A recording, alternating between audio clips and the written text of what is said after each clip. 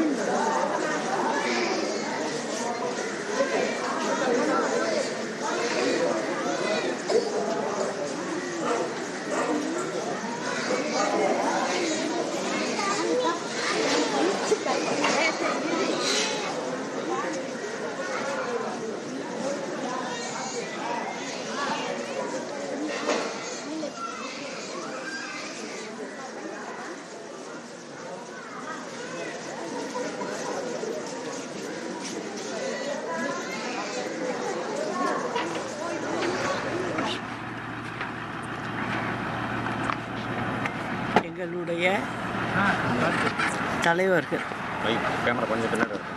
அண்ணா அவர் வழியையே பின்தொடர்ந்து புரட்சி தலைவர் மற்றும் புரட்சி தலைவி அம்மா அவர்களின் வழியில் நானும் பயணிக்கிறேன்.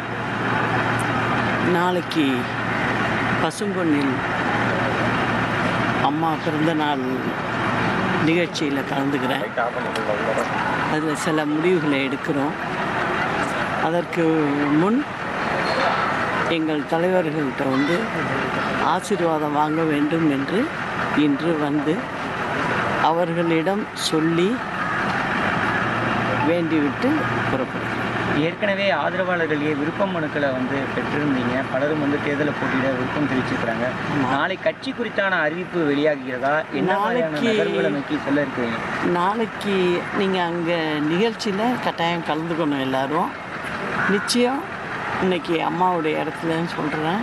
தலைவரோட இடம், அண்ணாவுடைய இடம், அவங்களுடைய இன்னும் நம்ம மக்களுக்காக எல்லார் மனதிலையும் அவங்க இருக்காங்க.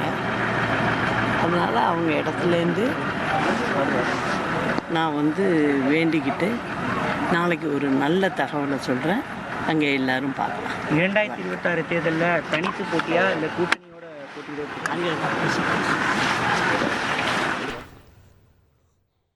சலீம், எனக்கு ஒரு 7-8 வருஷத்துக்கு முன்னாடி பன்னீர்செல்வம் அவர்கள் இதே மாதிரி ஒரு இரவு நேரத்தில் அங்கே அவங்களோட சமாதியில் போய் அமர்ந்து தர்ம யுத்தம்னு ஒரு ஸ்டார்ட் பண்ணார்ல, அந்த மெமரிஸ் எல்லாம் திரும்ப வருது.